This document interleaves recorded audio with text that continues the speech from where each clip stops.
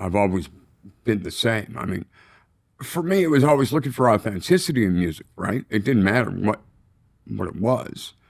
I just wanted an authentic sound. I like being inspired by music. It's still to this day.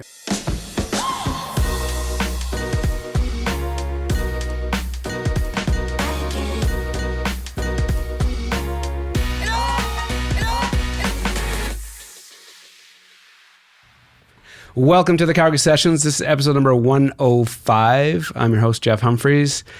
Today's guest. This is going to be a special one for me.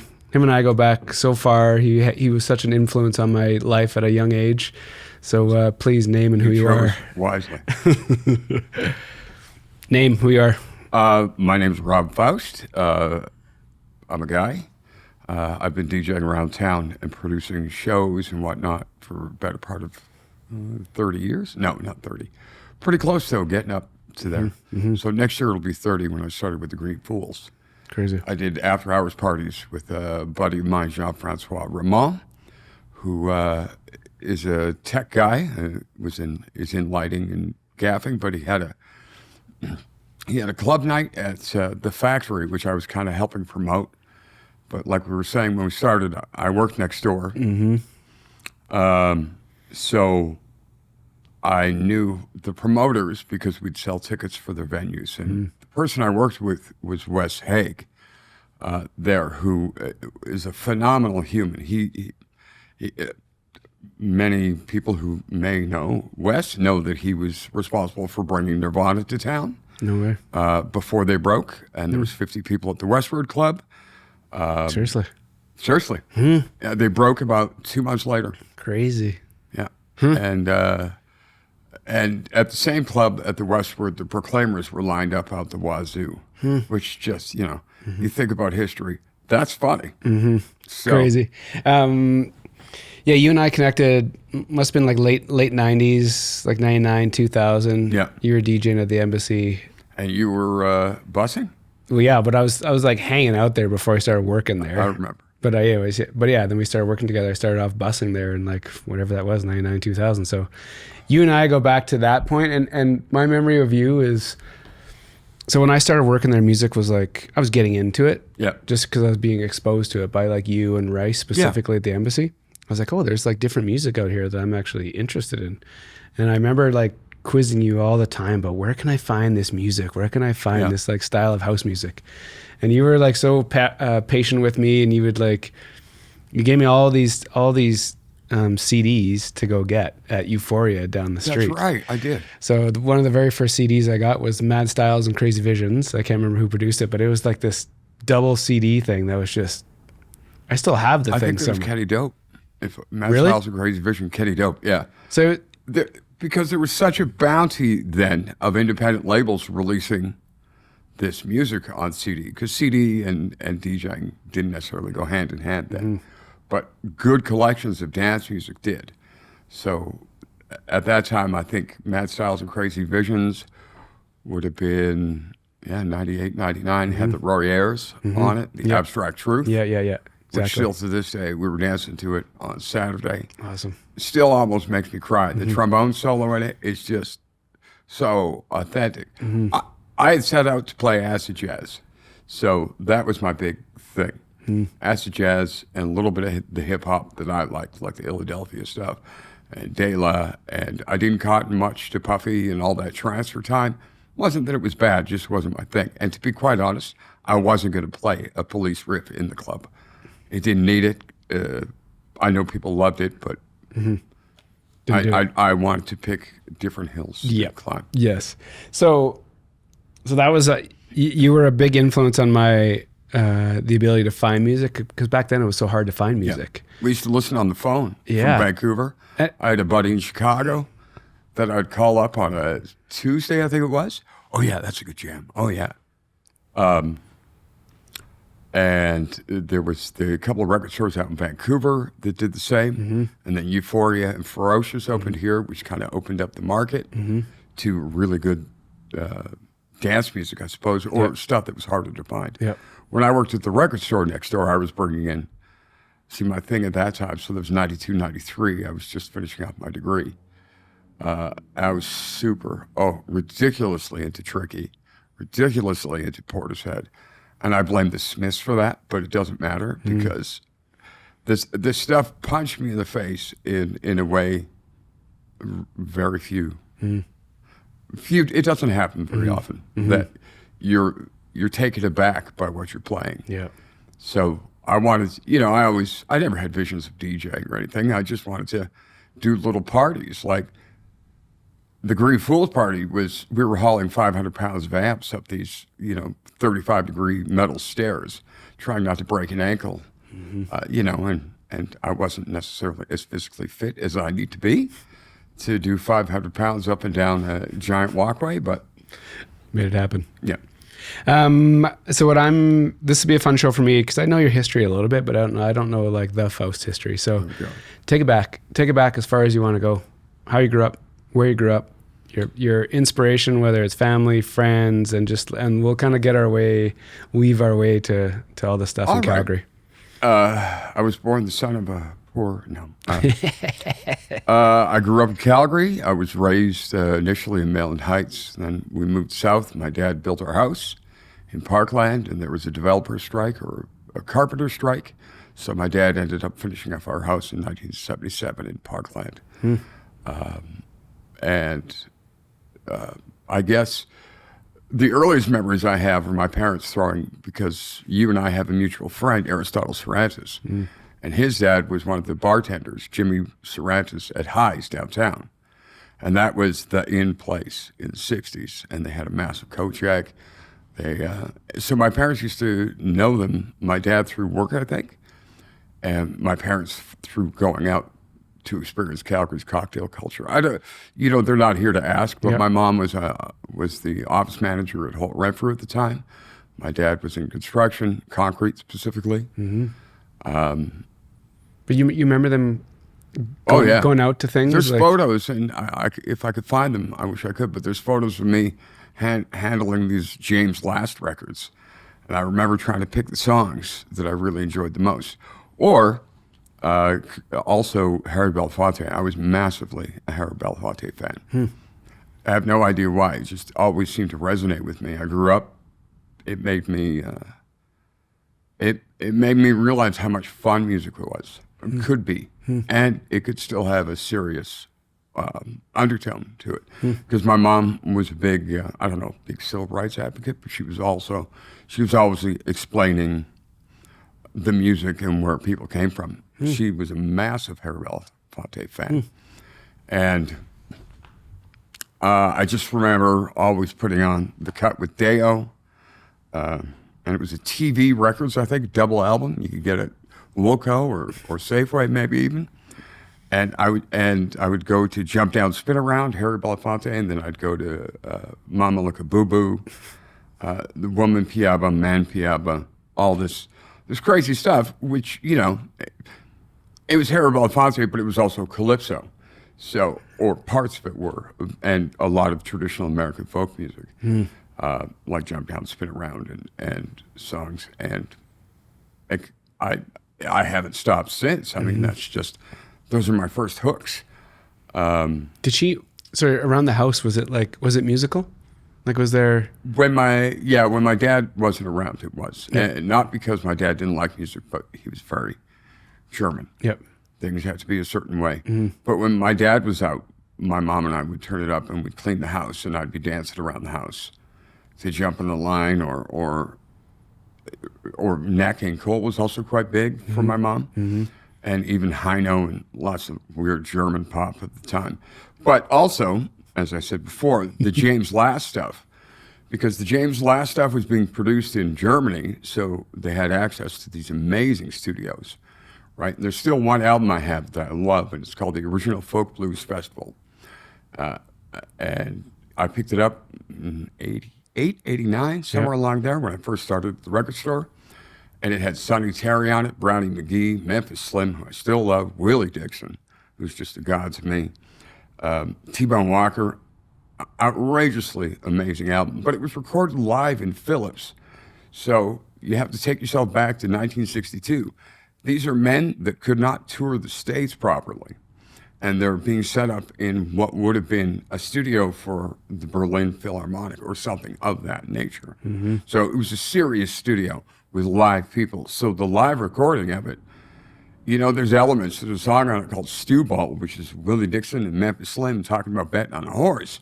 And during the whole song, they kind of think that the horse might lose, but they're going to do it anyways. You know, it's a big day in Dallas, right? And I wish I was there. It's kind of one of the lines for it.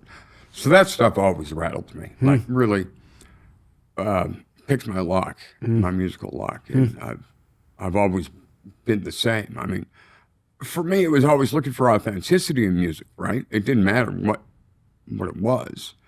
I just wanted an authentic sound. I like being inspired by music. It's still to this day. I'm looking right behind you, and there's a Curtis Mayfield album. And I got it. And I know that the first cut on that is Get Down by Curtis Mayfield, which is still Penn's ultimate dirty, dirty funk. It is such a good track. And the chorus in it. So I'm jumping around here a bit. Dude, it's all good. Okay. So, yeah. So when I was a kid, it was lots of Harry Belafonte, lots of Nat King Cole. My mom was a big fan of Rod Stewart, so we had the UNICEF for Africa, which had If You Think I'm Sexy. I had cousins that when we'd go to Holland to visit, one of them would go clubbing, and she'd be in leopard punk outfits. And I'd be looking at her like, what the hell is that?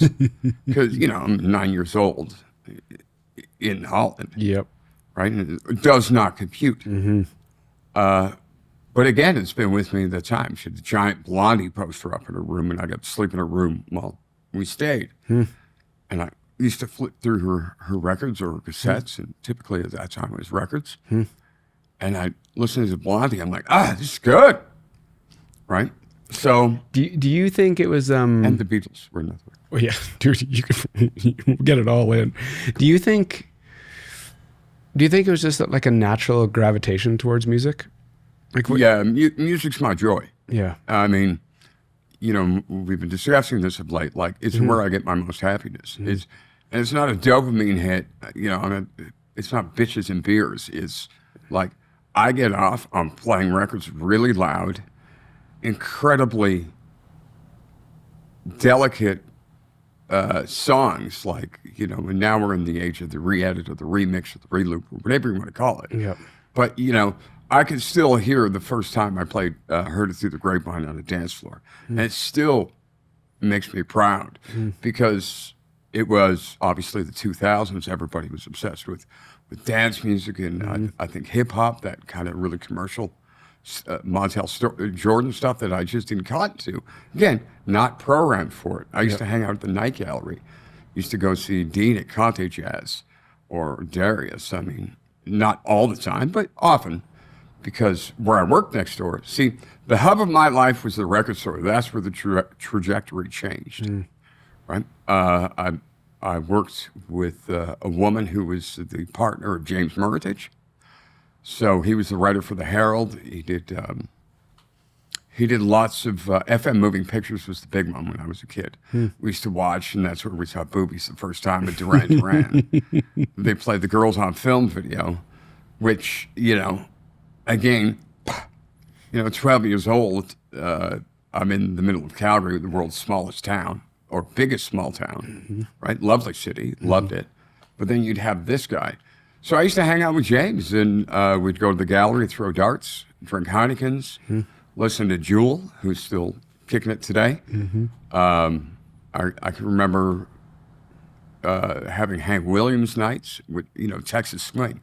So I'm programmed to hear, or whatever I hear in the music for me connects to me somehow. It gets its claws in me. Yep. And so I seek out like-minded hooks. And that's how I kind of started all this, because when I started, you know,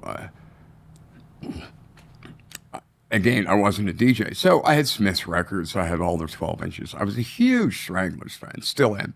I have about 100 12 inches, and there's a section in my my studio devoted to the Stranglers and the picture discs, and the Damned was another big one. Joy Division, obviously, you know. But there was also like Blue Monday. There was also Funkopolitan, which was like British dance music, which was disco. But disco just got such a bad rap in North America, largely to this day, I still think, because it was music associated with queer culture, music associated with minority culture. Like there was a lot of black musicians that didn't get the same shrift as others. And I think when you listen to some of the metal from the early '80s, because my brother and sister were metalheads. My sister, but where I got hooked, if you want to add an aside to that, yes, I do. is Black Sabbath. There's some hooks on Masters of Reality that I still think today I should probably drop the hook. But I'm busy DJing. You're always looking for your next 2 or 3 steps. Yeah. So, but that was it. Like hearing the verses to Sweetly or there's another beautiful guitar instrumental on Masters of Reality that I can't remember right now. Solitude, I think it was called. And I would just like listen to it on the headphones. It was an escape.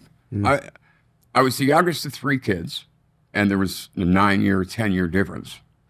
My brother and sister were their own team, so I was just this kind of kid. I loved hockey. I loved soccer. I played both. I played football. I loved cycling. I used to go out via Fish Creek out to Okotoks on my bike. I was 14, 15. And as long as I had my Walkman and a cassette, I was fine. Take my dog. I used to do Moose Mountain with my dog every week in between from about 93 to 94. So we used to go up, and each time it got easier. And then, that's what I would do. I would listen to music on the way. Like the Walkman was a big, innovative feature for me because I would just sit and make tapes for hours for me or for my girlfriend at the time or friends. You were going down the path of what you were like as a youngster, like doing all the things, all the activities. Was music, were you involved in music, or was it this It's passion at home? I mean, I was in a Dutch concert band for a while here locally. Playing what? I played the one-piston bugle. So it gives you the half note. Okay. I think, if I remember correctly. But I was also sick at the time. I had the tumor. So as the tumor was progressing, I'd lost capacity for my embouchure. And then when I came out of Tom Baker, they had taken a slice out of my throat, which is fine. Thank goodness. Just for a biopsy. So by that time, How old are you? Sorry. I was 15. Okay. It was my 15th birthday, actually. I was admitted to the Foothills. No way. And I didn't know this. No? This part of the background, no. Yeah, I was, let's see. Because this is also the other, it's like billiards, right? You have a ball pops off one. Yeah. When I was 15, because I was really involved with Air Cadets as well. And I wanted to go to Royal Roads, and I wanted to be a pilot and or an officer. I wanted to join the forces because my parents were refugees. My mom was a refugee in Holland. My dad, a German refugee during the Russian occupation of East Germany. So he slipped out, came here when he was 11, didn't speak a word of English. So my whole life was informed by those stories, right? I was very close with my uncle, so I'm very close with my mom's family, but my dad's family not so much. There's a bit of distance, but that's what I wanted to do. I wanted to be in the reserves. I thought it was a noble pursuit. I thought it was an honorable thing to do, given the fact that the Canadian Forces had liberated Holland. Again, I had, birthday gifts were like, I'd get Operation Market Garden stories, right? And I would just leaf through the pictures and see what our soldiers did and how grateful Holland was. I was even back, and I think it still goes on, but I don't want to misspeak. But my wife and I were visiting my cousins overseas near the German border because my grandfather was a prisoner of war, but I'm not sure the details of it. There's different details, when we were visiting a canal, the kids were cleaning out the graves of the Canadians. And to this day, it still almost moves me to tears. Because they know where the freedom came from, right? And I'm a bit of a softie, and I think that people who went over there at 16, 17, Jody's granddad went over at 15. He lied to go to Normandy.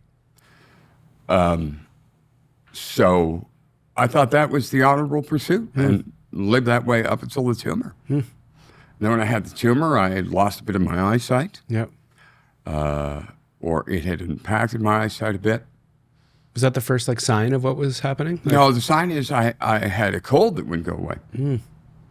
And where the tumor was, it was an angiofibromas. It was a blood tumor, but it was fed at the base. It was at the base of my sinuses, so back of my mouth. And it just kept growing. It was about the size of a pineapple when it finally. The treatment for it was a radiotherapy, which is why, at this age, losing teeth, but I survived. And I was lost for a great number of years after that. Because one, I had a bit of survivor's guilt. Two, I had a bit of the "O solo mio," why me? What happened to me? Which again, those things beget or led to my area of study at university, right? I guess I've always been a religious guy or a spiritual guy, not necessarily religion anymore. I'm a classed Catholic. But, the sense of wonder from that really helped me get through. The sense of craving to understand pushed me through. And then next thing you know it, I'm here. So it's fascinating to hear this, buddy. Like, honestly, I'm just like enthralled by this. Is that all right? Because you and I have talked at length for a lot of years, on, off. Yeah. So, it's fun. It's fascinating for me to hear this like firsthand. When you're kind of lost and you're kind of looking, and then you kind of decide in university to take religious studies. I took psychology and religious studies. Yeah. I wanted to be a Buddhist therapist. A friend of mine, or a friend that I know in my acquaintance crowd, said go to Naropa in Colorado, but my prof was pushing me to go to Rutgers for my PhD, or Wisconsin, which has a great Buddhist studies program. And my uncle wanted me to go to Leiden in Holland because he was a prof in Enschede, and he could hook me up. But yeah, when I found it, I was at university and I was kind of stumbling around. It didn't mean that I wasn't into my studies, but I was stumbling for direction. And I took a psychology of religion, and I'm like, bam, that plugs into everything that I am. And then further, as you know more, as you grow, like university isn't an end result to me. University gave me the tools to consider my world for my future, or what kind of world I wanted to participate in, which of course always begins with you, with yourself. Yep. So I was a huge believer in that kind of duty. I had service. I wanted to understand. I know it sounds flaky, but no, it's not flaky. It's like, it's such a, even in today's world, it might be a little more, people might look at that idea as like, okay, that makes sense. But back then it was very foreign to for you to be thinking like that. 16. Yeah. All my friends were going out trying to get girls or going to, and I was at home listening to Beatles records. Yeah. Because I was sick, right? I had radiation sickness, a considerable amount of it for a few years. Yeah. Which was like, on me, it was a red band that just went up and down my body. It was the eeriest thing. But from that, and here's where I got to, my grandparents retired in Spain, and they retired in Ibiza. Oh, yeah. Right? And my aunt and uncle were building their house next to my grandparents in Ibiza. So I was sent there for a summer. How old are you? Convalesce. 16-ish? Yeah, 16-ish. Okay. 15, 16. Okay. And I spent 5 weeks in Holland with my cousins. And remember, this is a kid from Calgary who played soccer, went on a bike ride when he was bored, loved reading. I absolutely love to read. I love to know things. I'm insatiable when it comes to comes to things because devil's in the details, right? It's fascinating how things like this happen. But so I went to Ibiza for a summer, and I had gone before. You had? Yeah, my grandparents retired there, I think 77. I may have it wrong in terms of chronology, but 77. So we went there for Christmas, or we went there after Christmas because it was shoulder season, cheaper to fly. And as a kid, I'm like, this is lame. I can't. Where's all my friends are going to Disneyland? Oh my God, they're going to Disney World now, and I'm stuck going to see the old people in Ibiza. But it was fun. It was, honest to God, the most wonderful experience of my life. Being alone there, just by myself, with my aunt and uncle, Tina and Hank. God bless Hank.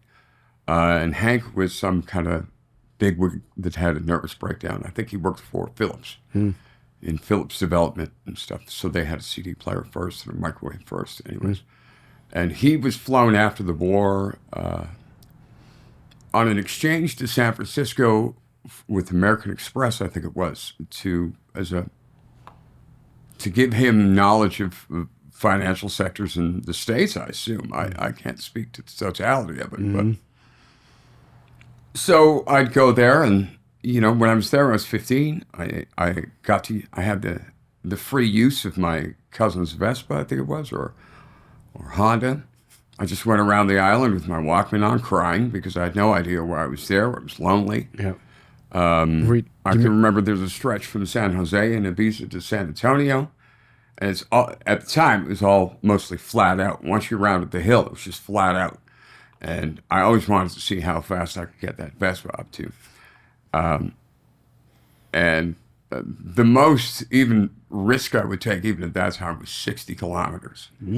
So, but I thought I was, I was going, and I know you have a motorcycle thing. So that was freedom. And my uncle would take me to the beaches because they siested. They were older. I guess they'd be about my age now, but they'd siesta, and he'd take me to the beaches, and they were topless, and there was DJs. And I didn't put it together, right?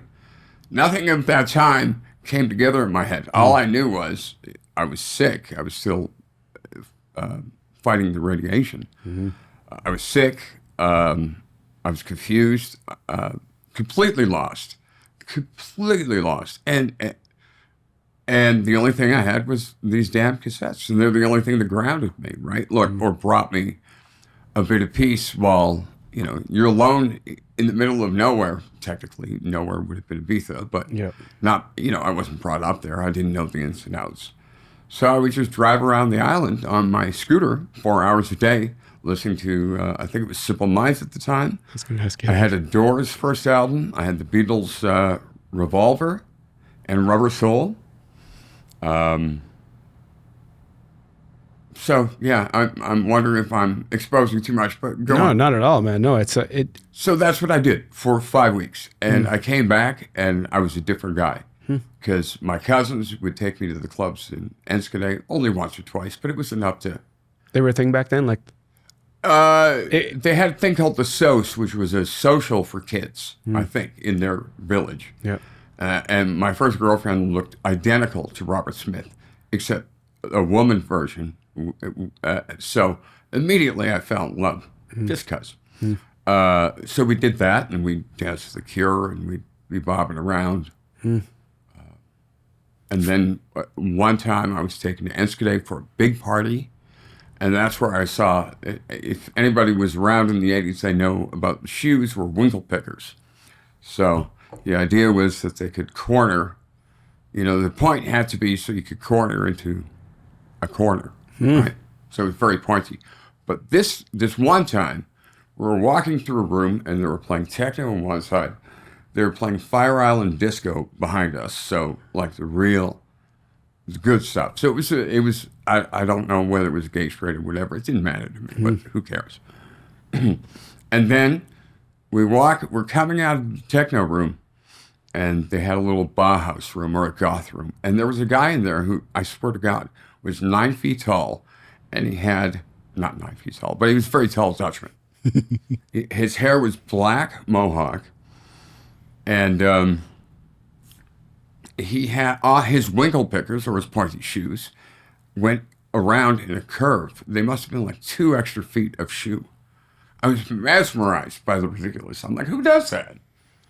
Next room I walk into, James Brown is on blast. And I'm talking blast. Like, people will know that in Amsterdam they have decibel meters in the clubs, or some do, Okay. right, to make sure you're not going deaf. Too late for me. But walked in, and it was just a mass of soul dancers. They were running up the wall and doing flips. There's Winkle Picker guy in my peripheral who just the coolest son of a gun. Just in sheer audacity. Never seen anybody like that in Mohawk, right? But he's in a 3-piece suit, right? Because they used to buy all the salvage suits or the. They used to buy all the used suits. I even bought one. I used to go to school in an old tuxedo. No way. Yeah, when I came back. My dad thought I had lost my mind. I came back and I had all these vintage, like, 30s clothes and stuff like that. Which, you know, at that, I say all, but it was, 5 or 6. Yeah, a couple pieces. But I used to go to school in suits just because, why not? It didn't didn't endear me, I suppose, to anybody other than myself. But I wasn't living for anybody. I learned that young, right? Which doesn't mean I lived callously or maliciously or anything like that. But, I think intuitively I knew I was the only one that's going to be me. Which, again, spelt for some kind of odd times because you're looking for a tribe. I just found it in Amsterdam, in Ibiza. I just found kids my age down with this stuff, right? And to hear a wall of James Brown, like the first time ever in a club, I think it was Get Up Off That Thing, but it also, or Lick and Stick, or something amazing. And I was just like, what the shit? And the lights were spinning, and I was drunk off 2 Heinekens. My nose was fuzzy. I remember that as being quite charming at the time. And I'm like, I'm hooked. What is this music? And that's when I started, because again, I was a customer at the record store where I was getting my Smiths 12 inches, my Stranglers 12 inches, and the Damned albums, and, old Pistols albums. Before you went to the... Yeah, before, but when I came back, my appetite for music was voracious. Did you, when you felt that, like, wall of James Brown, did you, like... It transports me. It still does. Yeah. When you're on a good gig, and I don't mean this like... I mean, when you're vibing with your crowd, it's magic. And it's not magic in the sense I'm Fatboy Slim or I'm walking 10 feet higher than other people. It's magic because at that very moment in time, you were doing something that you cannot repeat. And you're sharing an experience with people that are on the same page with you. And that's like everything to me. Magic. Yeah, it's magic. Like, oh, you see what I see, or you're feeling what I see. Now, a lot of DJing is about the technical capacity to get there, and that's what's changed so much since I started. Yep. Right? My two. I still remember trying to teach myself to scratch on a Nico automatic turntable, which was a complete failure. But I tried. And quite honestly, considering. The DJs I loved in town at the time, who were also informing when I wanted to play. Siso Shit with Sid was a huge influence on me, right? Listen to a show, Northern Soul, and I don't know how I ended up there, but honestly, walking into that room was what you could feel like, I understand why I went through all the crap. Somebody wanted me to see this, you'd think. Doesn't mean, but I still have to see it. I have to be aware of it.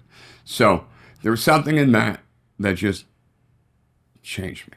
So what happens when you come home? Besides wearing the crazy suits. So I watch Johnny Carson TV and listen to music. So, and this is like... Sorry, no. This is like high school, Coming right? home then. This is like high school? In high school, I was wearing weird suits, playing my Walkman. I don't know if I had that many friends, because I don't know if... Like, I did have friends, but they were more interested. I mean, when you're 15, and everything that you've done, hockey, I was a goalie, hockey, soccer, all of it, I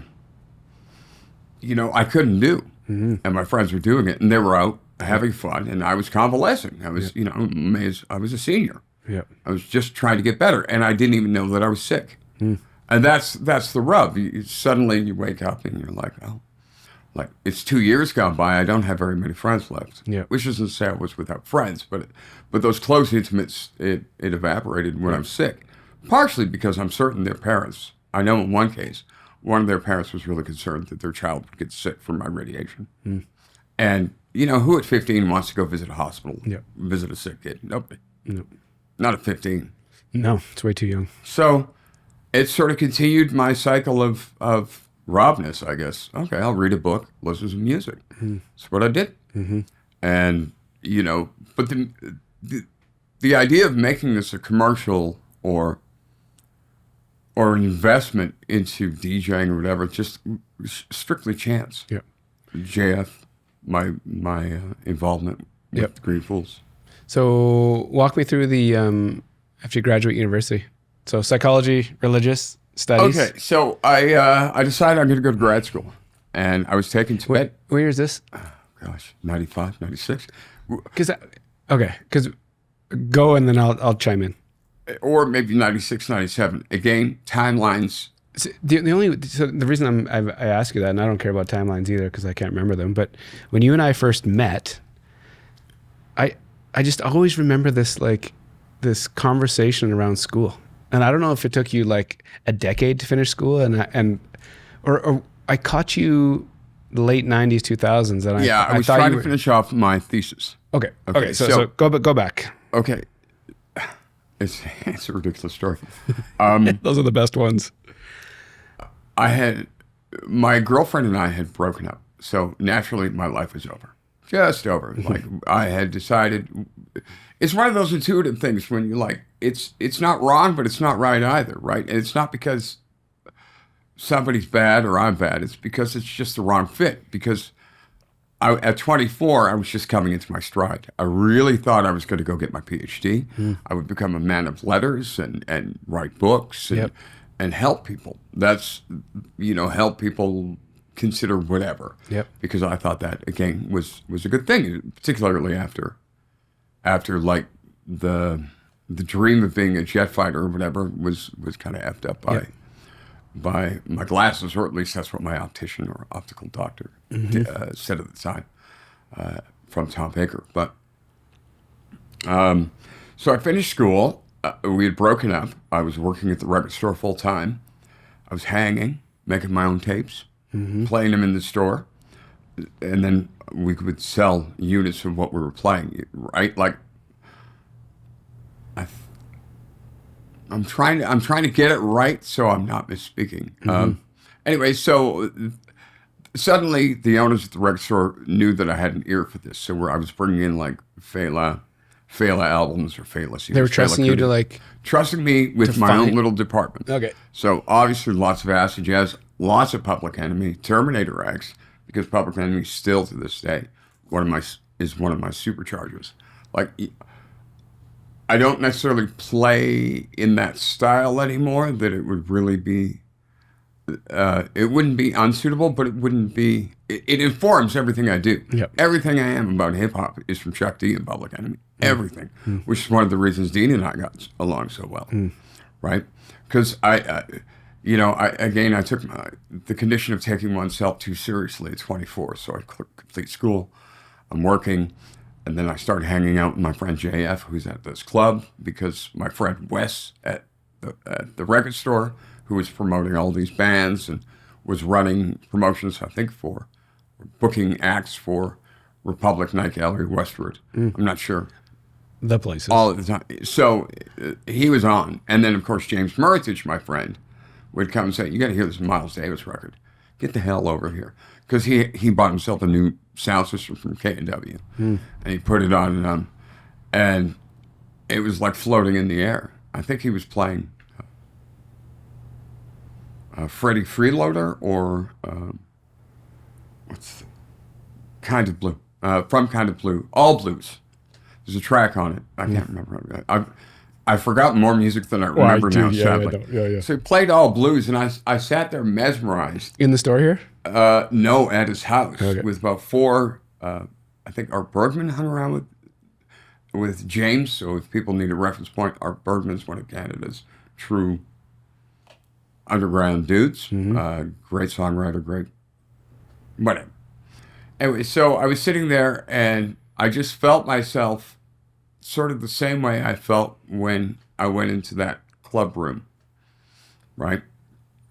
And James Brown was playing. I'm like, oh man, like this is big.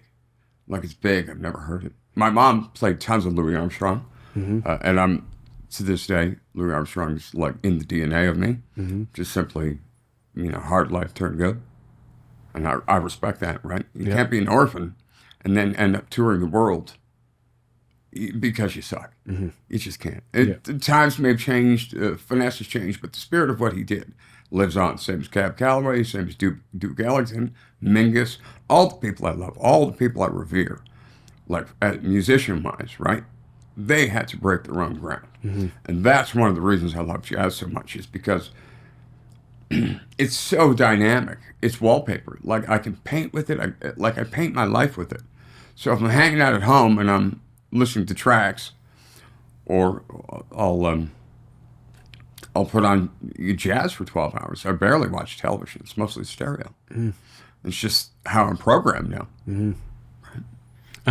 That record store, working in there, was it like...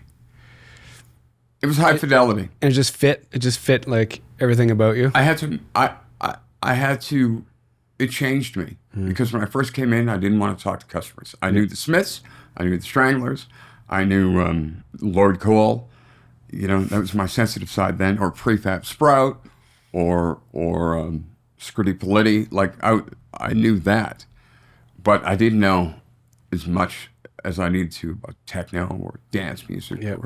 Because in the '80s, alternative dance music was rock bands and shit, right? There was dance music going on and remixing, but that side of it I really didn't cotton on to. Like I really liked going and seeing live things. So, circling back, Jeff. Yes, sir. I left. I went to grad school thinking that's my next step. Just getting letters, just kind of back on that idea of like... Yeah, I wanted to go and get my PhD. I wanted to be a doctor, blah, blah, blah. Yep. But again, it was, in theory. Then my mom took ill in 98, and she was gone within 5 months. And I had nothing left in the tank. It took me about 10 years to really... It's a wound that doesn't heal, right? It scars up, and it hurts less, but you can still see the scar. Yeah. So when she passed, I was a mess. Right? I'd finished my Tibetan ethics course and Buddhist ethics and stuff like that, and my Jungian ethics, or Jungian, because I was a big Jungian at the time, called Jung, archetypes. Oh yeah. No, it's just, yeah. So again, it was all about, I think there's a Bertrand Russell novel called Man's Search for Meaning.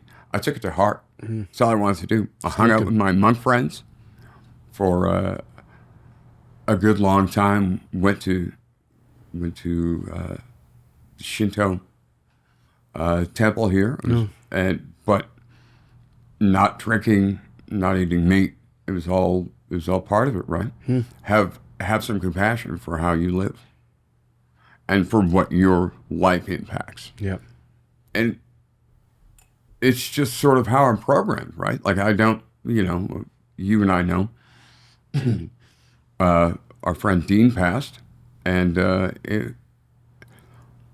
I can't stand seeing suffering. Hardest thing. I mean, and part of it too is you don't know really how much you love somebody until they're gone. Yeah. Yeah. So Dean and I were we ever, tight, hanging out all the time? No, not in the first 15 years. But the last 6, but we always liked each other. We'd always greet each other. We'd always get drinks. We'd race to the bar and see who could buy the shot first. Endless times at up at the pub, listening to reggae, because I love old reggae, like the rock steady, lovers rock. But again, that links back to my alternative years with all the two-tone stuff, like the Specials, Madness, you know, sort of very, and Free Nelson Mandela, sort of vehemently, like, proud to be an integrated unit.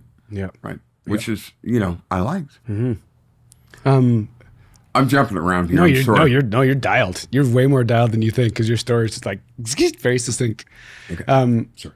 So you're you're in grad school then. I was in grad school. 98-ish. Your mom passes. I had started a year after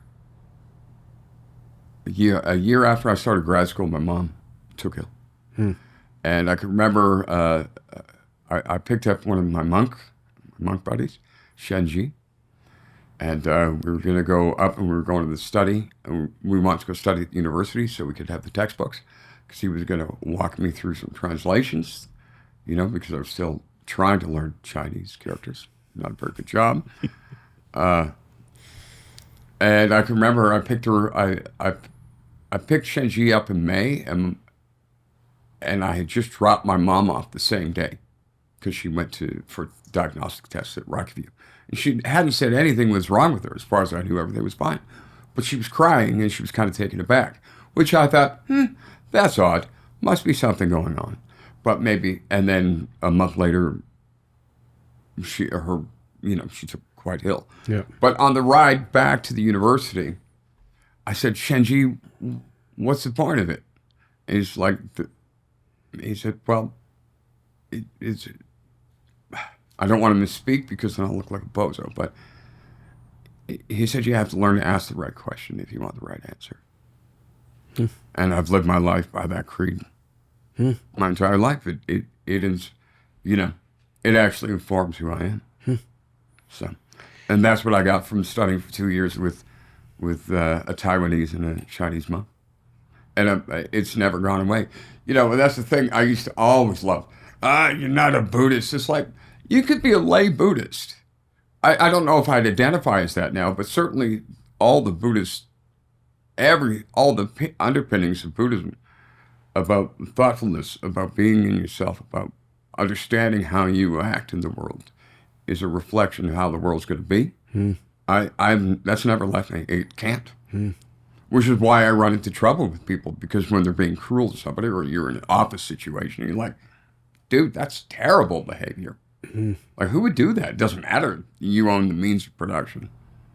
It doesn't matter. But like, just be nice. It doesn't take much. So basic. It's, you know, there's a Chris Rock thing. I think he's talking about like men who I'm not a huge Chris Rock fan, but it's always stuck with me. Men who are being dutiful, or they're being whatever. You shouldn't, you know, celebrate that a man's doing the right thing. You should celebrate.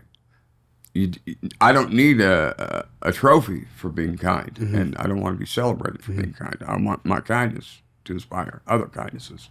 So if I go through a day with you and you and I are out, you know, like, and something bad happens, I never project it onto people. It's ridiculous. I try not to get mad about that. Right? I have no idea where I'm at in this conversation. Don't worry, I got you, buddy. I got you. So Faching, Shenji, and I remember just crying. We were on Crowchild. We're trying to cross the bridge. It's backed up. And I'm like, I think my mom's really sick. And then he said, and then we discussed about questions and answers. And So that there might not be any answers, you know. Or there's a Henry David Thoreau thing, too, which is you can't hit your target if you can't meet your mark, something like that. If you have no target, how are you going to shoot at it? Yep. So, and recently, as you know, I've just decided, because my whole raison d'etre was that I was a student who became a DJ, right? So, and I would really, for some ridiculous reason, internally, I leaned into this idea that I was a student. I'm smarter than this. Like, because, you know, who I surrounded myself at the time when I started DJing wasn't necessarily into having a husband that was out or a partner that was out playing records. I wasn't partying.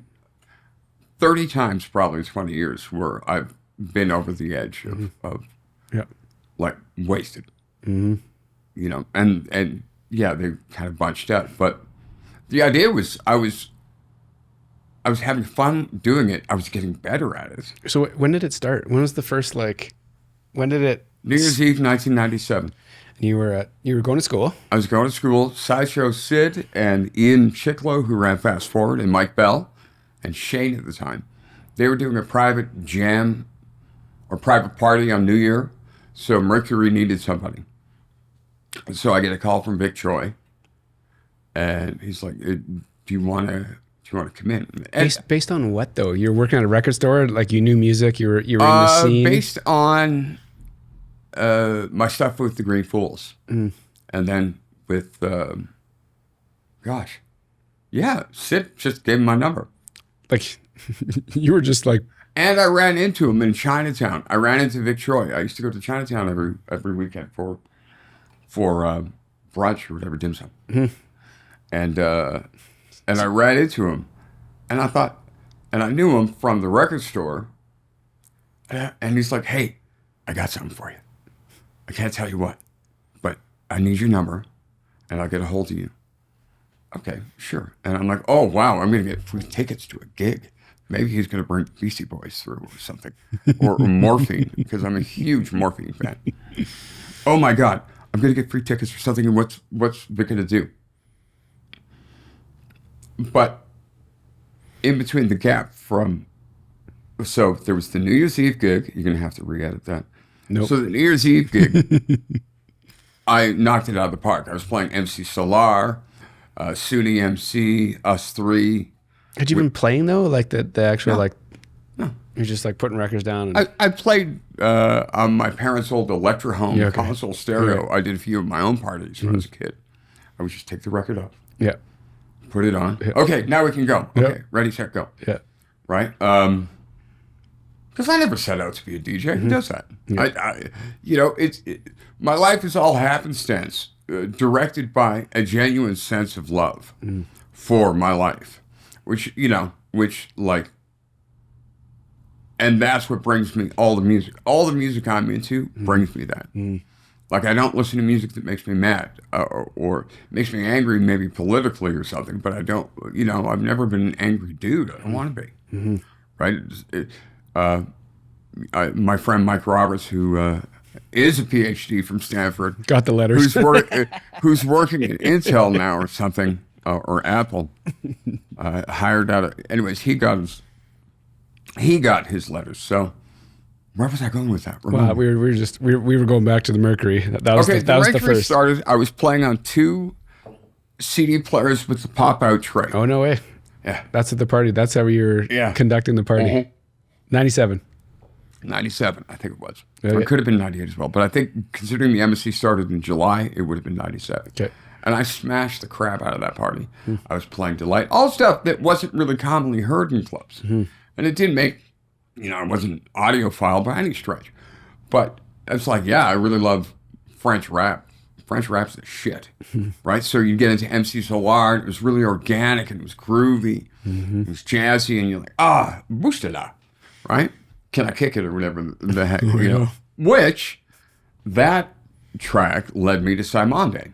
And Simonde, people know, check it up on Google, is this huge band that they've just done a revival. They've just done a film about Simonde. But at the time, Simonde was obscure as tremendous. So I happened upon not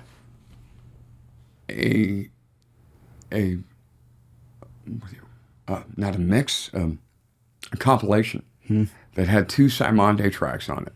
And one was The Message, which MC Solar samples under Kick It. And the other jam was Bra on that disc. But Simonde, The Message, here's how my brain works. I hear a jam, and I want to hear it 100,000 times. It's like I'm programming myself. I just did it this weekend again. My wife and I were out dancing, and for some reason, a track comes on. I'm like, oh my God, I used to play this. And I'll send it to you after. I used to play this. like a Concorde and Mercury. And so suddenly it's like you could see all the lock pins unlocking, and I could spiral down into how I got there. So I got to Simande through MC Solar, and then from Simande I went on to other, like Mandrill, Oneness of Juju, stuff like that. Of course, obviously James Brown was always there. I remember I brought Star Time for that. For that night. For that party. And I think I must have played 400 James Brown songs, but it didn't matter to me because I was getting paid to play records on these little, like the eject almost took as long as it to cue. So you always had to build in 30 seconds of dead air or anticipate. And I think Vic was surprised by that, Vic Troy. Yep. And I've worked with him since. And then I think consequently in May that year, when I was out for Dim Sum, he said, I got something I'm working on. Vic is he's the international man of mystery to me. He's just very local, very into what he does, very proud of it, And again, another thing Dean and I were talking about is the reason Vic is Vic is he's the same as us.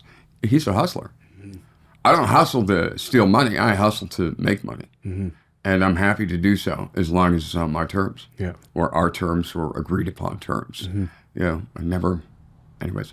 So that's when Vic finally clicks for me. It's about 6 months ago. Like, Rob, he's a hustler. He comes from being poor too. Click.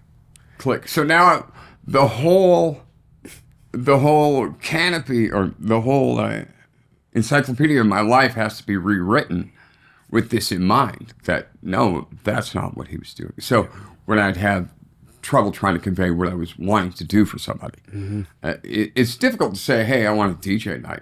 It's like I play, and that's one of the reasons I stick to genre or genre definitions, is because I don't play full-on house.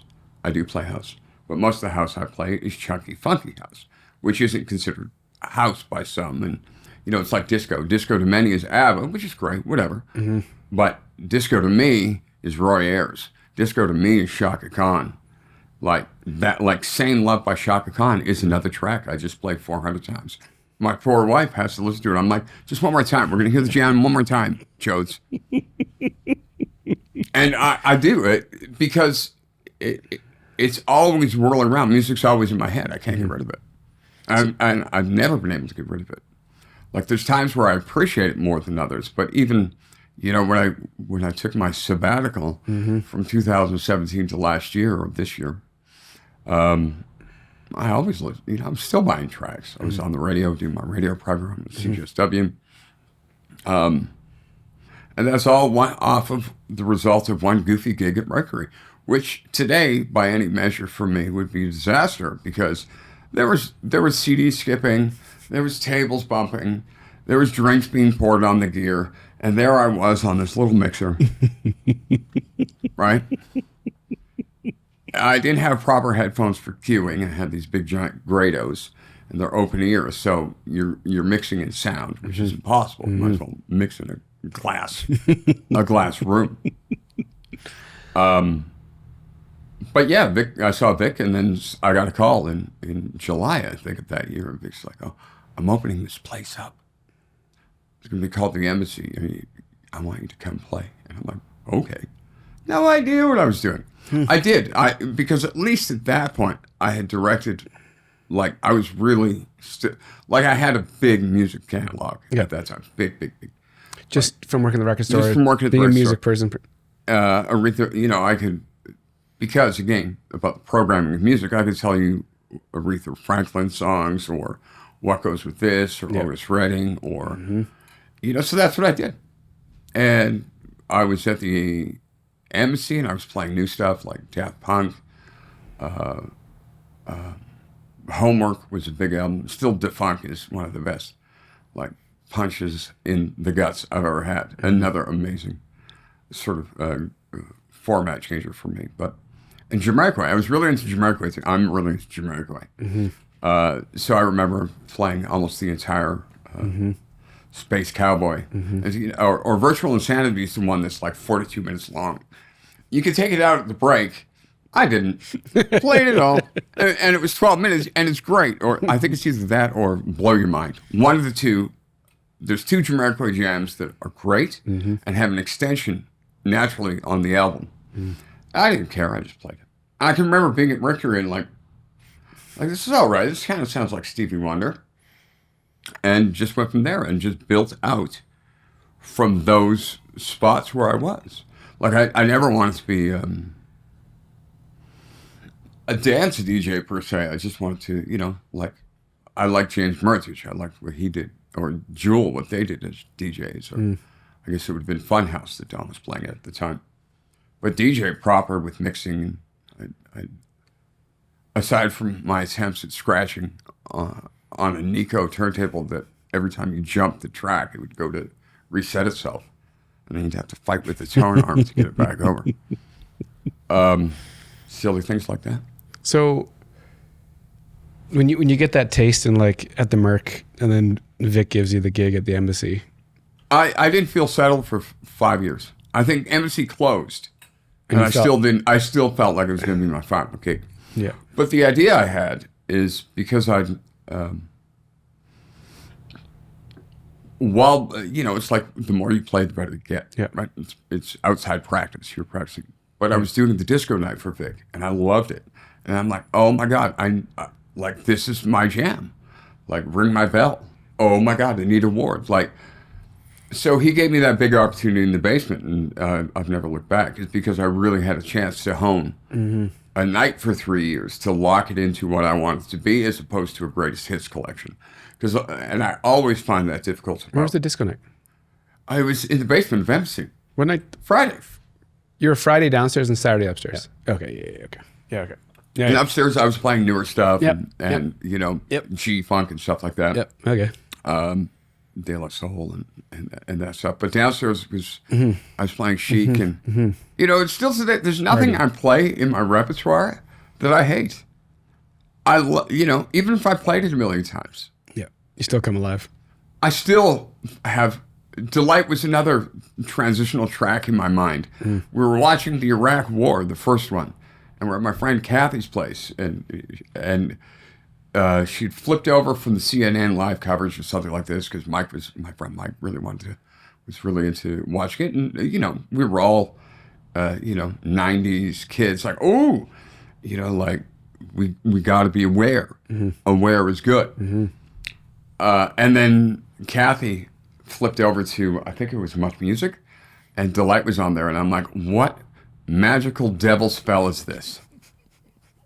What demon? This is nuts. Because you had Tawate, and to this day, Q-Tip before Q-Tip broke, you had Bootsy Collins on it, you know. So I was like, wow, this is dumb fun. And I went next day to work, bought it next door. I'm going to take this home. Did you realize it was going to push you on this run for like 20 years? No. 20, whatever it is, 20, whatever the number It's is. 20, it will be 30 and 97. Yeah. So Yeah. 27, 26. So the idea of like, And I was also in a band. That's how I got hooked up for the you were in Great a Fools. band? I wasn't in a band per se. There was a band called Tokyo Sex Whale. And again, because I was studious and crazy and rather naive, I was doing spoken word, which I still love. You know, I'm a big spoken word fan. Like I used to have all those, I still do, all the Beat Generation box sets. And the most interesting thing about those times is like, for me, the interviews with Charles Corral talking to these kids, and they sound exactly like kids do now, except they're talking about jazz. So, you know, it's not K-pop or whatever. So I was in that, and I did some spoken word, and we did a couple of jazz fests, or they did a couple of jazz fests, and we participated together. Yep. And I did an invocation, which was a poem to begin the program at the Night Gallery. So I was doing that. But I found with that, what was happening is it was taking too much of a toll on me in terms of how to. It was one thread too many out of the fabric of me, right? I love it, still love it, you know, I did it. I don't know if I'd ever do it again, but, you know, maybe I would. But I'd have a better sense of it now. At the time, it was just screwing around. Oh, hey, Danny Michael, God rest his soul, who was the sax player for Tokyo Sex Whale and Book Date. Anyway, he did a lot of sort of, he played in a band, but he did a lot of really interesting projects, like for the Night Gallery, a truck show. So he's the one that you know, pulled me out and said, hey, you should do this with us. And we'd go rehearse at the Green Fool studio space, and it was just Noiseworks at the time, right? And, you know, I'm just this kid, and there's 12 really cool musicians. One, you know, like one dude looks exactly like Andy Warhol. The other dude looks like, you know, every beat poet I ever knew or I ever thought I knew in my head. And not the crazy Ken Casey stuff, like the serious, like, we're just going to go into the woods. We're going to be alone, and we're going to just think. You know, I was convinced I was going to do that with my future. But you know, my mom passed, and that was a big transition in me, and I kept getting better at it. I kept getting more refined at what I wanted to do. So then, you know, obviously we have a mutual friend in Rice, and I'm like, oh, I can make a night like that. Oh, not with his music, but do it my way. Yep. Right. So that was the inspiration. Then I had, you know, of course I had Murtage, who was helping me kind of like think about what I wanted to do. And it was loft parties. I wanted to do like Paradise Garage. That's what I wanted. Working man's parties. Like, you come here, end of the week, there's nothing you're going to do except get wrecked and dance your pants off. And you don't even have to get wrecked to do that. I'm assuming in the 70s, a lot more people did. Yeah. And then you just, you know, hang out, listen to music all night. That's really what was, I think I read, there was a book on it years ago. I think I read about, I'm like, I'm going to do that. And that was sort of, at the time, I was coming up, like, the whole thing I always wanted to do, which is why I love the Gallery so much, or loved the Gallery, still do, it was absolutely punk rock. You know, you got all members of Calgary coming into it, and it was the place. Like, the Gallery just, and the Republic as well, but in different, Republic and the Gallery, but the Gallery was like, let you do your thing. And if it didn't work, it didn't work. Yeah. And I can remember sitting in meetings with Greg. I'm like, yeah, I'm sure we can get 80 people out. You know, we charged $350 at the start of it, right? Just because I wanted to be ridiculous, and they hated me because they had to go get change. But I didn't want to overcharge for it. I thought, you know, I want you to come. I want you to experience this because I think I've got a pretty unique idea of what a night out should entail. You know, and you just hone it more and more and more. Yep. Every night's a trial run. Yeah. You know, my wife still thinks it's funny that that she's been in the booth with me, and there's been people who have used their breasts to try to request songs, and I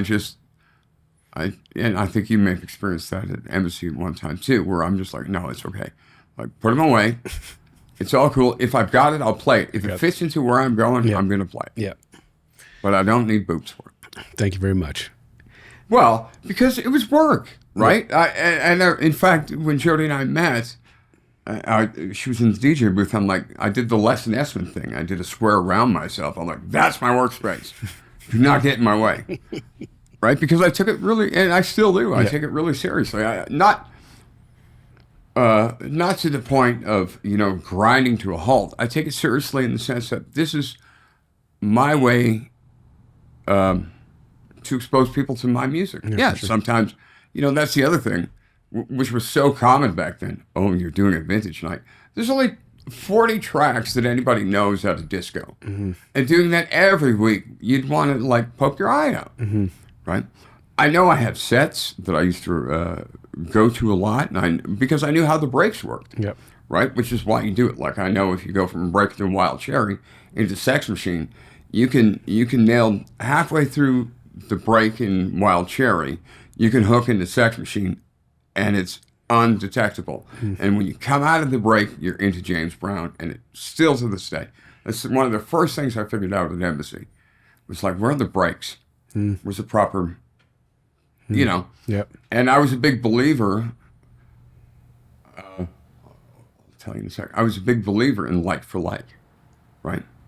I'm not programmed to do an hour of or a night of the same thing. It's just because my mind doesn't work that way. Yeah. My mind works like, okay, this kind of reminds me of a Stones track, and if I want to get to the Stones track again, back in the day, then I'm going to need a couple of steps so that people can see that the Stones are to this as this is to the Stones. Yeah.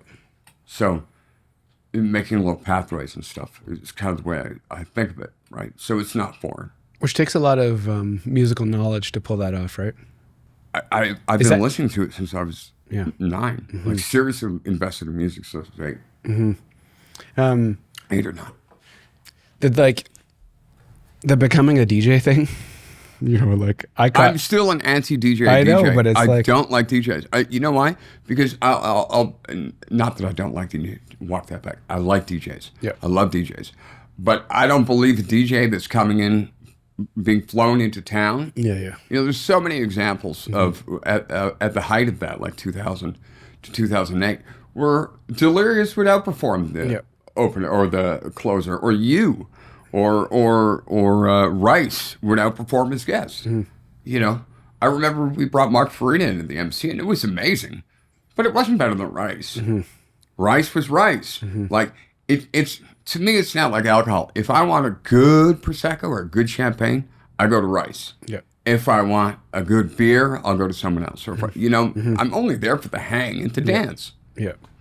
Right, which has always been sort of the modus operandi for me. It's you know, I like being a DJ, but it's only in the last year that I will actually admit to myself that I've been one for 25 years. That I am not a student that happened to become a DJ. Rather, I was a student.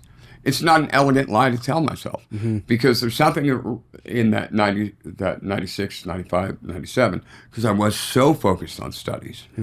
There's something where, you know, you got to reconcile, did I make the right decision, right? And I don't know, right? I know I love what I do, and it's been wonderful to meet with people. It's been a wonderful way to engage with people. But it's only this last year that I've started engaging with actually being that. You know, my cousin is a director. He makes documentaries in Holland, or a producer, or whatever. And I said, I've finally given in. I'm an artist in that sense alone. Because there's something in me from my dad where it's verboten. Even though my dad did crazy woodwork, right? He was so good at stuff like that. Anything wood. And he'd do our walls up and paneling and friends' houses. He just did it. If that's an answer. No, it's a damn good answer. You and I have talked quite a bit in the last year as you've like rediscovered this and you've kind of come alive and you've either like welcomed the artistry or gone all in on the artistry, whatever it is, something switched. It's interesting it's taken you this long. What do you think that is? D. That was the unlock? Something happened. Yeah. I don't know what. And obviously I'm still. Yeah. He was in the basement, and honest to God, he could barely stand. And I don't want to make too much of it like it was some salvific, you know, metaphysical awareness, and the gods descended and handed me a chalice. What happened is I saw how much Dean loved it, and I loved it as much as that. I just never allowed myself to admit it. Because Dean could palm a record. You remember Dean. He had massive hands. Pah, pah. But there was Dean, sick as hell, and I'm like, I'm an idiot.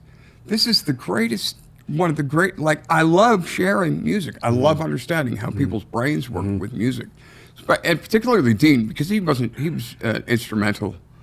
He had bands and stuff like that. So he was like it for me. And I don't mean that to be all and end all, but something happened in that transition where I'm like, well, I'm pretty damn fortunate to work with Victor Choi. Yeah. And Victor has asked me to come aboard, and I'm pretty damn happy about that. Now, how do I make it work? right? And you can't be half-assed about it. You can't go in, well, it's the crowd's fault. Sometimes there's a bridge and tunnel crowd. You're never going to have a guaranteed smash. If you're batting, if you're batting 7.5 or 8, you've had a good night. I usually give myself, I score myself like figure skating. The ideas were right. I get a 9 for that. I didn't stick that landing. That's an 8.5. And the East German judge won't let me be and says that I was messy. So I've lost points to the East German judge. So I come out of the night at a 7-8 instead of the 9 that I intended.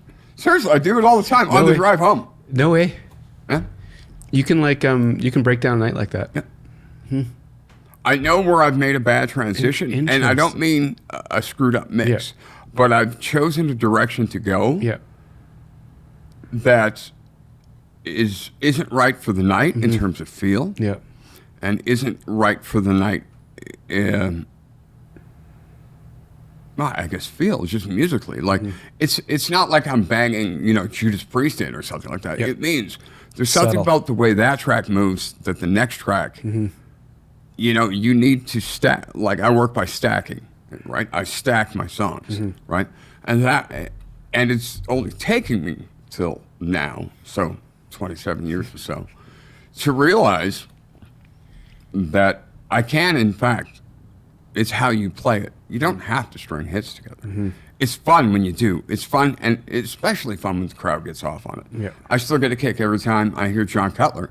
I will never forget, for those of you who don't know, John Cutler, It's Yours is one of the finest New York house jams of the age. And today it's still, I can remember you dropping it. I can remember Rice dropping it and just going, wow.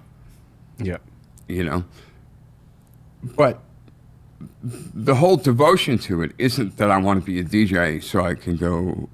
It's I like sharing music, and if I'm going to have a musical life, then I want to figure out how to do it better than just assuming it was in a box, and that I was going to get back to my studies 20 years later, which I didn't. And I have no problem with my studies. I loved it. I love it.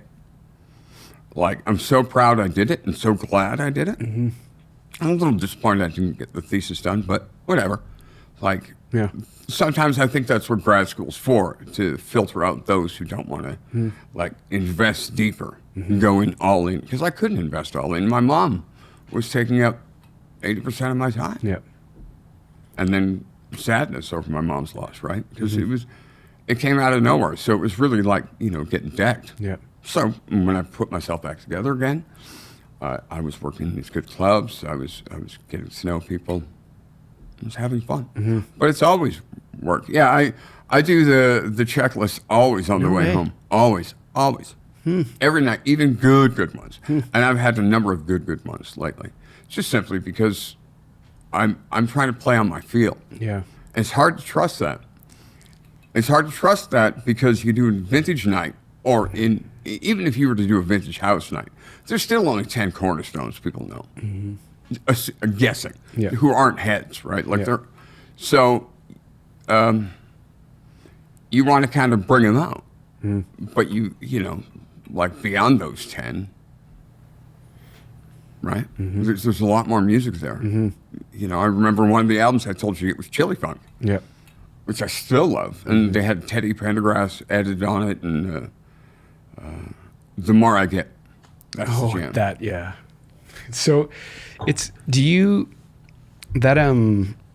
those feelings, that feeling when you have a night, you have the night when everything works, you're like the biggest dopamine hit possible. It's the same reason I don't use drugs really, I don't need them because I did make an attempt when we started at Loretta because I was so nervous. I'm a nervous guy. Always nervous when I start a new place. And just because you want to do good, right? I want to do good. I want not to run over anybody. I want to make sure that I'm. This is a thing that you certainly know, where people know that we're on the same page, and I think,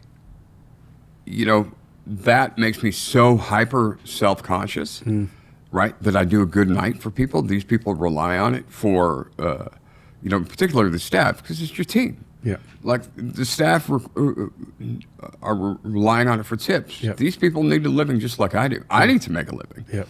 So I can go all up my wazoo and say, I played Giant Steps by John Coltrane and they didn't get it. Of course they're not going to get it. It's not that kind of night, right? But when I go home, damn right, in my car, it's usually John Coltrane, Love Supreme. Why? Because it's so meditative to me. It brings me back into who I am, and the amount of energy dedicated, even if it's a 4-hour night, is sometimes just enormous because you're dealing with so many variables in the crowd or with something.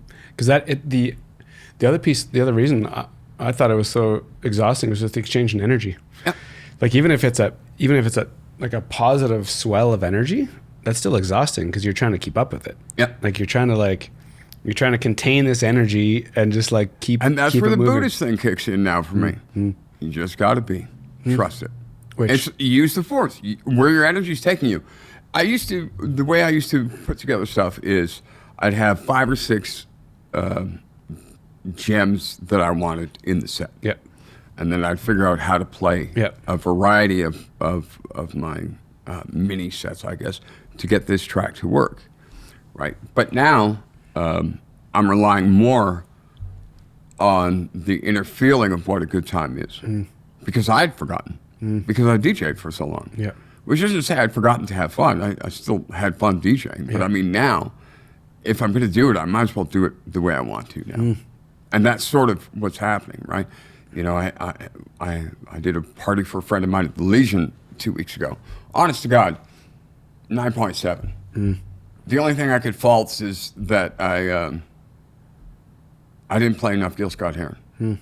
Or I kind of snuck in some 80s when I, should have just stayed on my tip. Right? Do you I don't want to put words in your mouth, but it's like it's not newfound confidence, like you said. It's like trusting your intuition and your gut, and you're like trusting your who. Yeah, which is why I set up my home studio. Yeah. Right? With Dean. That was one of the things I realized when Dean came over. And not to say that Dean's responsible. Just Timing.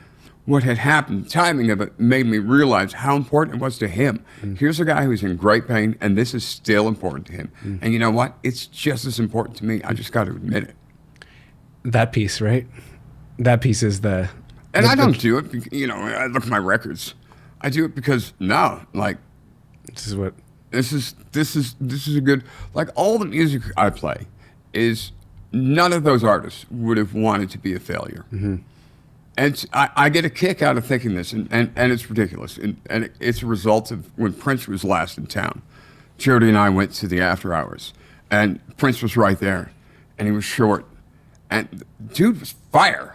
Like, it's like, wow. It was like watching a fireball come into the room, jam, and in an amazing band, and an amazing DJ, But then you're just like, oh, he's just going to do Prince. And that's all it is. And then since his death, they've released some of the live recordings from his Paisley Park. Yep. And you're like, that's exactly what Prince does. I'm Prince. And not to say that I am, but here's my jam. My cornerstones are always going to be, in my life, is going to be Buddhism, and try to do right with the knowledge at hand. Right, so that with myself too, because I think it's only in the last year that I actually, and it's through Dean, that I got that it's really important to me to like myself. Right, I've been down on myself about so many things for so long, and I'm not necessarily a morose person, but I like to kind of wade in the what I would consider my life atrocities. Sometimes they do get heavy, but I blame that on the Smiths. It's not true. I love Smiths. Love Morrissey. But seriously, and what I do is try to play a night that I want to go to. Right? So, because there's so many DJs. There's so many things to do. Rice is Rice. Rice is gold standard of house DJs. Yep. Pete and Mike, gold standard of or Small Town of what they do, of that. And I just wanted to be a gold standard of third rail records. And third rail, if you're not familiar with it, this is the other game Not, changer. buddy. Yeah, I'm not. I'm getting The educated third right now. rail in New York is the rail that powers the train. So, and again, completely paraphrasing, Bill Laswell used to describe what he did. Now, he's a producer from the 90s and DJ and musician. And he used to do a few nightclubs, I think. Or he put out a series of night clubbing CDs.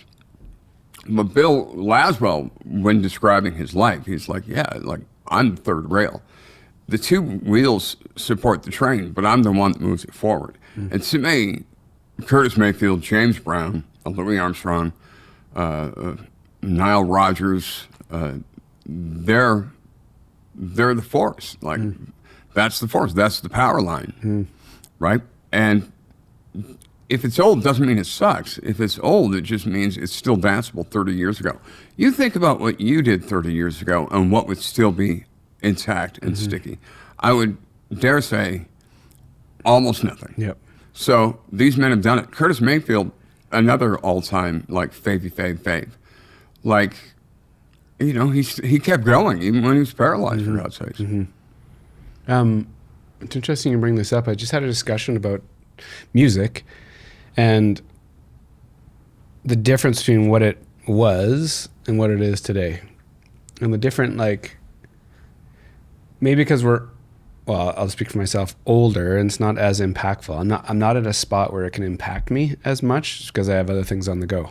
Music as a youngster, whether it's like 16, 18, when I started working with you at the embassy, music had such a big impact on my life.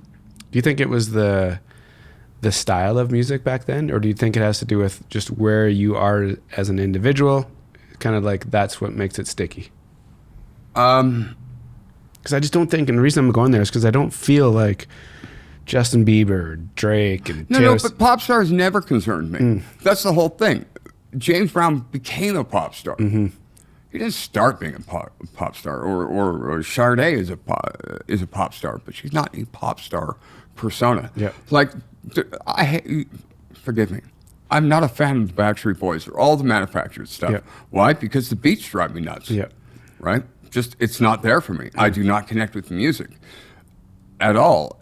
But there's still stuff now that's coming out that There I is. do. Oh, there is. Oh, okay. I think music still is good. It's harder to find it. Okay. And you're like, I mean, I'm not I've got a glass of water. I'm not. I'll get you one. I'm not into music by any stretch at any more new or old or anything. Yeah. So, but you are. So you still feel like there's something. Oh, yeah. There's something here. Yeah. Like there's new See, stuff? I'm so eclectic though that when I run out of music or stuff to, like when I run out of a direction, I can switch genres. Right, because you're so musical, right? Right. That's how I describe you. You're like a musical person. You can get in and out of different situations. That's your thing, and I think that's an art.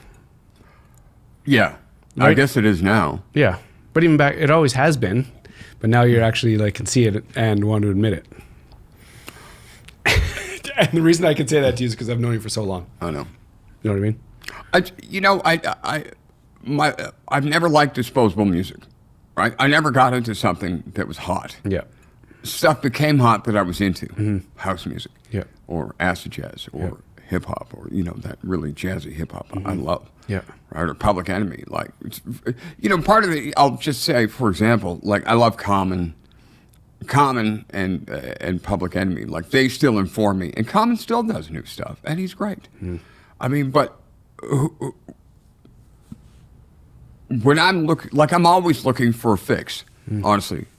I'm always looking for something. If I can't find it in rock one day, I'll switch to jazz. Yeah. Like when I'm listening at home. Yeah. Right? Like a lot of times I make myself go down to the studio this last 6 months for 2 or 3 hours a day, if I'm lucky, and if I'm really lucky, 3 or 4 hours. Yeah. And I'll just start where you want to start. So I'll just put on jams, like, okay, because I'm trying to find my pathways back to stuff. It's all up there. I just got to shake it loose. And then by the time I'm done a set, or that 4 hours, I'm still no further along, but I understand where that song can be placed now in my set. Does that make any sense? Yeah, totally. Yeah, it's some people don't understand how thoughtful the process actually is. To craft a night like the night you do specifically, it's very thoughtful. My night wasn't that thoughtful, right? I had like one. No, but it's vibe. House is about vibe. Yeah, vibe. Okay. But not like the musical knowledge of all these different styles and like that.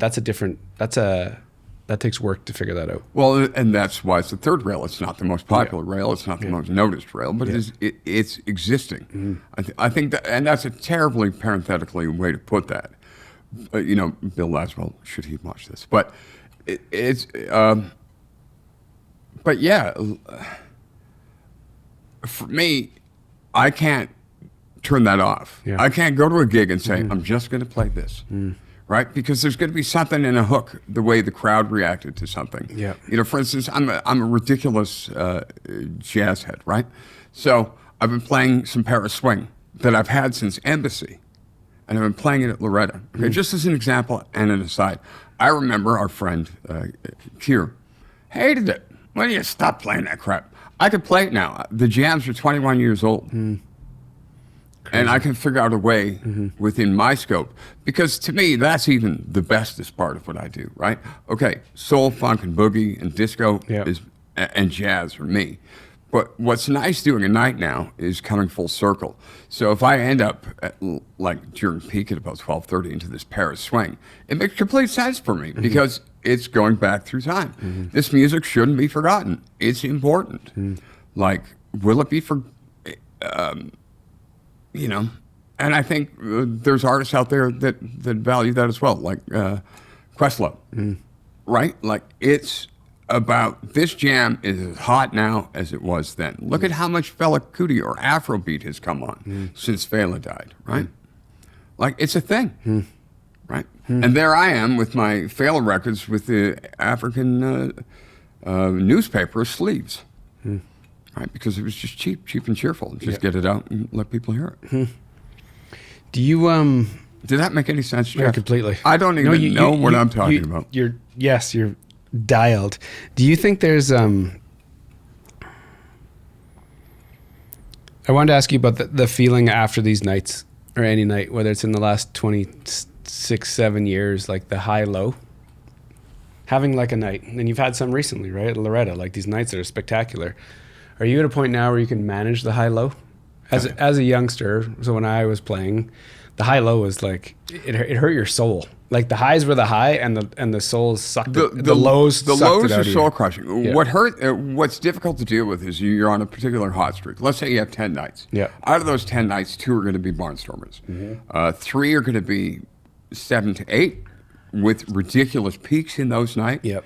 And then you're going to get a clanger once in a while. And the clanger is, crowd's not into it, right?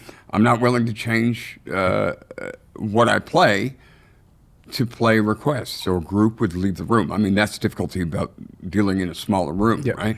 So if the gang leaves, the room's empty. But I still struggle with it. Yeah. Absolutely. You have to. Because, and if you don't, I think then you shouldn't do it. Because it means I care. I'm invested in it. Like, I'm always invested in my nights. Always. Even I remember doing, there was a restaurant in Kensington. I would open it up with my friend Margaret Magpie. We'd do a trip hop night. But I'd have to boogie off to Embassy to go do the disco. So I'd let Margaret Margaret would close up the night. We'd split the night. Yeah. Right? I remember that. Right? I mean, it's just, like, I'm invested. I cannot be invested. I don't do something. I don't accept something unless I can believe I'm invested in it. Yeah. And that's just how I work. And, you know, It's fascinating to get understanding of what makes you tick. I don't know what makes me tick. Well, music. Yeah, but it's the power source. It's the magic go-go juice. But I still have to have a transmission. Like, music isn't the transmission for me. The transmission's like, for me, is self-doubt. Is all those concerns that well up. I can put them away quicker now. That's the difference. Is if you have a bad night, you're like, it's over. Yeah. What am I doing this for? And consider my age, right? Like I have no qualms. I'm 53. Yeah. Right? I don't care. And it's not a typical thing to do at 53. But I'm doing it, and I'm happy with it. And I hope the people who employ me are happy with it. And I hope the people that come out and see me are happy with it. I find the really hard part about doing a night now is trying to remember everybody's name. Because the muscle memory is for faces. Yeah. Because it's always loud. Oh, yeah, I'll get you jam on. I'll get that. Or, yeah, no problem. Or, no. That's what I find hard now. But I've never been able to socialize whilst DJing. I can't do it. Yeah. I can say hi. I can have a beer. I can cheers you. But even if the jam is 7 minutes long or the track is 7 minutes long, Yeah, you know where. I've got to thinking. find something in 7 minutes that's going to mix with this. So And the three after that too. That's right. There's like a. you got to set yourself up, right? It's work. So to go ahead. I don't know. This is I'm catching you at such a cool spot in your life. I think just because you and I have known each other for so long. Yeah. I've been, your explanation of how you were I was a student that DJ'd. That I couldn't let it go, Jeff. dude, for I don't want to say decades, at least a good decade. Like it was a long time. That's how I knew you. It was just this student that was doing something that was DJing. Yeah. And now to catch you at this point now where you're just like all in, inspired. Well, what I really want to do is, it's actually a ridiculous little thing, but what I'd really love to do is there's a circuit for like the big DJs and whatever. Of course, there's a promotion circuit. Yep. I think what would be a kick in the pants is like they're that for like finely tuned, right? For people that just want a good groove, because I can't make your groove. This is the biggest lesson to learn as a DJ. Even though Rice's house is full, no way I could play it. I could lift a couple of his tracks, but I can't play with that feel. I don't have it. John Delirious is another great one. The young man I went to see this weekend at Loretta, Kyle, amazing. They got a feel for it. They know how to build. They know how to track it. I've had so much fun at Rice's night, at Delirious's night. I can't replicate it. Pete and Mike, same deal. Love Pete and Mike. When they're at full charge, they're that good. I'm never going to be that good. I'm going to be really good at being me. And that's the challenge in life, and that's the challenge in DJing, right? Is that you have to release the doubt, right? Every night. It doesn't, and if I've got it tamed for 2 days, doesn't mean it's gone away.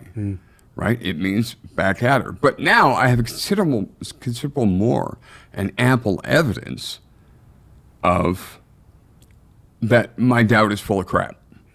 Right? So with my wife, I describe that I've got this old cranky German in my head that doesn't want to believe that what I'm doing is actually making a living. That's just a hobby, which I suppose it could be. But for me, if you have 25 years of evidence that you're doing nights and that, that you get to help contribute to opening like $1 million venue or whatever, that's important to me. I'm not going to waste that. Yeah. I'm going to, and that's a job. Nobody else is doing it. It's me. And okay, it doesn't look anything like I thought when I started grad school. And maybe that's what's changed, is I've let that kid go. Right? Because, I love James Brown. I'm always going to love James Brown. Time and a place, for sure. Love Ray Charles. But what I do as a DJ is, even with the remixing stuff, because there's so much talent out there editing these things, right? To me, when you hit a remix, let's take, for example, something thinking. Yeah. Okay, when you take an older jam that the bass is out of phase or the kick is out of phase, right? Of course, you don't know that because you don't play mono music or music that was stereo separated. Yeah. Like it happens a lot with older recordings is that suddenly your bass disappears, and it's not because it's not there. It's doing different things, right? Particularly playing with vinyl, that was a merciless, agonizing thing, right? Having to hot cue it. I'm hot cueing. Okay, I'm going to bring it in. I can hear a little. Damn, the bass is gone. Still happens, even though But what I try to generate is something that, like, I don't have. Like, my heroes are all dead. I've said this time and again to you and to everybody in my life. Nina Simone's my hero. James Baldwin, right? I remember reading Baldwin when I was in university and going, what the? This is groundbreaking. Here we are 30 years later, still discussing it. So if I'm part of the link, if I'm part of the chain, just to drive it forward, like, I think you should dance to James Brown, and it shouldn't have to be I Feel Good. Because James was mercilessly amazing. Right? Just or George Clinton, or Parliament, or Prince. I don't want to leave anybody out, but you just use it as a touch point. Yeah. Right? So to me, I'm doing their music a bit of an honor. Like, because I'm making sure that people know that this is dance music too. So if it's got a re-rub on it or a little harder 4 on it than what came originally, I'm fine with that. I think Curtis Mayfield will get a supercharge out of knowing that some white dude in Calgary, in the middle of Canada, knows that his record changed his life now, if he's out there watching. That's the impact these musicians have had on my life. Yeah. John Coltrane brings me solace, right? And it's about, I've got a place in myself that only I go. And there I sit quietly and I reflect on my life, not every day, I hope, but when I'm troubled. And there's times I push it all away, and those are the times I don't do well. But when I start opening up to it again, when I start to let myself appreciate what I have, and that's the challenge of DJing and that's one of the hardest lessons to learn, is I'm never going to be Tiesto. I don't want to be. I'm never going to be Sideshow Sid. Don't want to be. I want to be me. And being me means I do it this way. And I know 7 times out of 10 that it kind of works. 2 times out of 10 that it really works. Or 1 out of 5. Well, I guess 1.5 out of 5 would be more honest. But I'm never, if I have a crappy night, of course, I still call all my DJ friends. Hey, how's your night last night? What's going on? Get a pulse. But you can feel like one of the really cool things of doing it for so long is, and this is, I guess, not in the vault anymore. I used to pray for rain on the weekends at Embassy. So that we didn't have to split the party, so it wasn't on the deck, and then, I used to and it would bring more people out. We were still pumping 500 people through, 400 people. Madness. But, I mean, and that is the result of my time with Dean, is learning that man will do it to the detriment of his physical well-being at this time. The least I can do is give myself the same honor. So that's what I learned from Dean. And again, I don't think you can have that kind of experience. Just being, if I was looking for it. Dean, let's have an experience. Come over to my house and show me how to play records backwards and then move the table upside down like Kid Koala. Oh, and then show me how to hit the 45 at this break section to make it sound totally weird but work. Right? Because he picks up on that. We share it with each other. But then, when the fella died, or when he was, I worried he was passing. So these changes in me were all in play. But I think, and we're in play for a long time, But I think Dean's passing made it even more significant to me, is that he was one of 5 like me. Not that I was like him. Dean, I was the Les Nessman of the WKRP group, let's face it, right? And I'm okay with that, right? Whatever, but I got my thing. And to see somebody know how much he loved it, and to think that I'd never given myself the opportunity to love it like that either. And I don't mean loving it like protecting my night, like, hey, F off, you can't have a night here. I mean loving it, like, if I'm going to do it, do it. And and that is slowly drifting or seeping into my life. Like if you're going to do the one time, not very many people at 53 have an opportunity like I've had. Yeah. You know, I've worked hard for it, and you know, I've had more failures and nights than successes. Like obviously, Flashlight was a big one. I loved Mojo with Bamboo, but I did Abstract Workshop with Disoriental, and nobody was there because why? Because we're playing weird Ninja Tune stuff, really loud, and it was awesome, and he was amazing. But every time I play with another DJ, I know where the gaps are in me, Yeah. right? And so that's really fun. We did the Calgary Soul Party with you guys. Like, I think that's what's hard to know. There's party DJs, which are fine, but vibe DJs are where the money's at. Just simply because you're going to hit gold more often than not. Yeah. Because a lot of people can play a party. It's not easy, but it's not as hard as, especially when you're dealing with top 40 realms, right? Because you have so much transition and so much wiggle room in it. Yeah. But if you're trying to base a modern night on an underground theme, right, then it's about how you play. It's about your vibe, you know, and that's what I do 4 hours a day. I'm recreating my vibe. Well, I stumbled on this track, which is kind of why I was a little late. I stumbled on this track, and I'm like, okay, what is this track? So I had to go look for it in my studio. I've got 8,500 records. What kind of boob does that?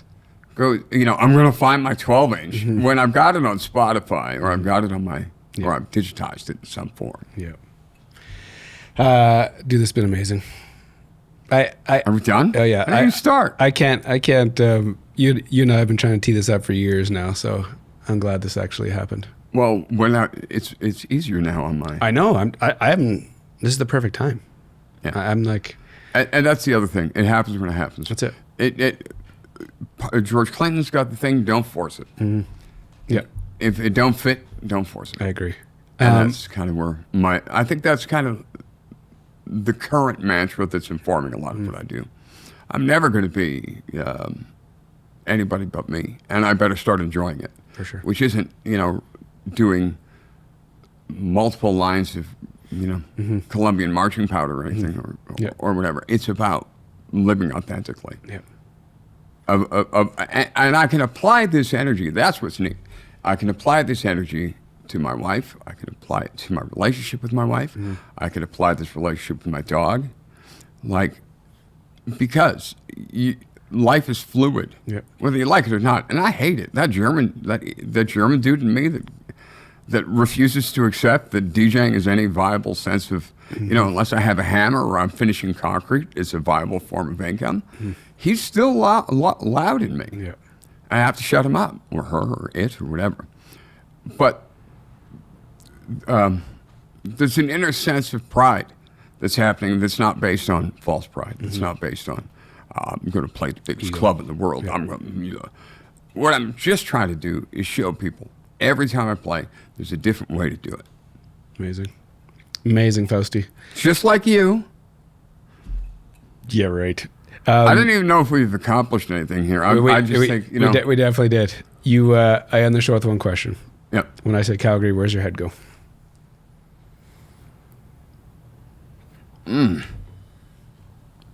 Support each other. You know.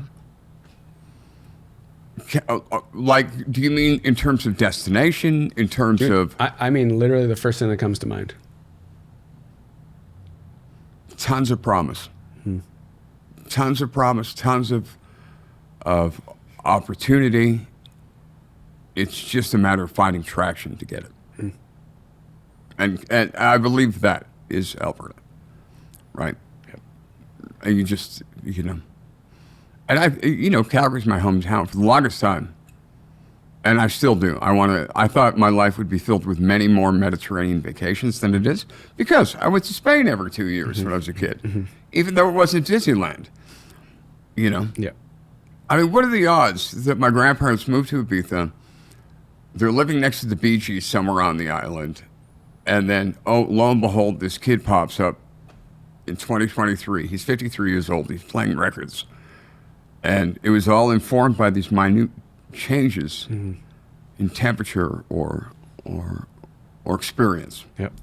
Like the loneliest summer of my life lasted in my head way too long, which was the summer I was convalescing. But the most fun summer I've ever had is yet to be had. So, Great. Amazing. Thanks for doing this. do good. Be good. Thank you.